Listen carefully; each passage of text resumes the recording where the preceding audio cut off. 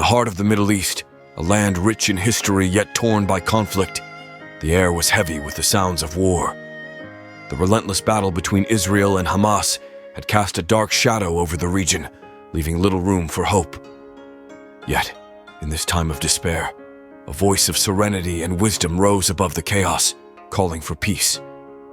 He was Master Cohen, an old Zen Master, his life a testament to the power of compassion and inner peace. His heart, heavy with the weight of the world's suffering, could no longer remain silent in the face of such devastation. With a spirit as unyielding as the mountains and a heart as vast as the ocean, he decided to embark on a sacred mission to sow the seeds of peace. Master Cohen knew that his journey would not be easy, that he would face skepticism and resistance from those who had lost faith in the possibility of change. But he also knew that he had a powerful ally in the hearts of people everywhere, waiting for a spark to ignite their desire for peace. He began to spread his message, using the power of the internet to reach across continents and oceans. His words, simple yet profound, flowed like a gentle river, touching the hearts of millions.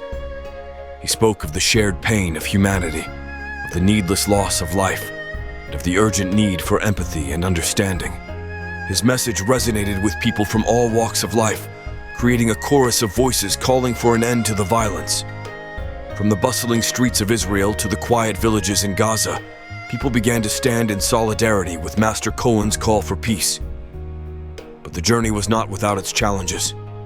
Master Cohen faced criticism and doubt from those who believed that his message was too idealistic, that the complexities of the Israel-Hamas conflict were too deep-rooted to be solved by words alone.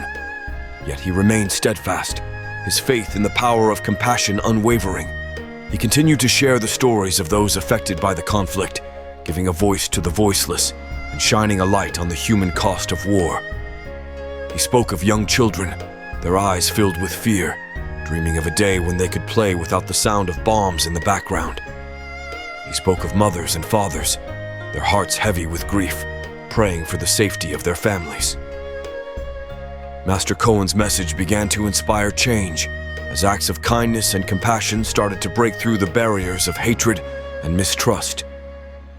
People on both sides of the conflict began to see each other not as enemies, but as fellow human beings caught in a tragic cycle of violence. The leaders, feeling the pressure of the world's gaze, began to take notice. The possibility of peace, once a distant dream, started to seem within reach. Master Cohen's call for dialogue and reconciliation had planted the seeds of change, challenging the status quo and opening the doors to a new future. He organized global meditations, inviting people from every corner of the world to join together in a moment of silence and reflection. The energy of thousands united in their desire for peace created a wave of positivity that washed over the conflict zone, softening hearts and opening minds.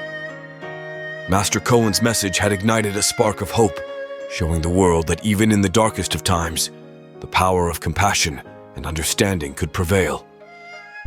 The sounds of war began to fade, replaced by the gentle whispers of a new beginning. As the world watched in awe, Master Cohen knew that his mission was far from over. The road to peace was long and winding, but he had shown that change was possible, that the power of compassion could overcome the might of violence. He retreated back into his world of serenity, his heart filled with gratitude and hope. He had planted the seeds of peace, and though he may never see them fully bloom, he knew that he had played his part in the symphony of change. Master Cohen's call for peace had resonated across the globe, touching the hearts of millions and inspiring a movement that would continue to grow long after his voice had faded away. He had shown the world that peace was possible, and that it began in the heart of every individual waiting to be awakened.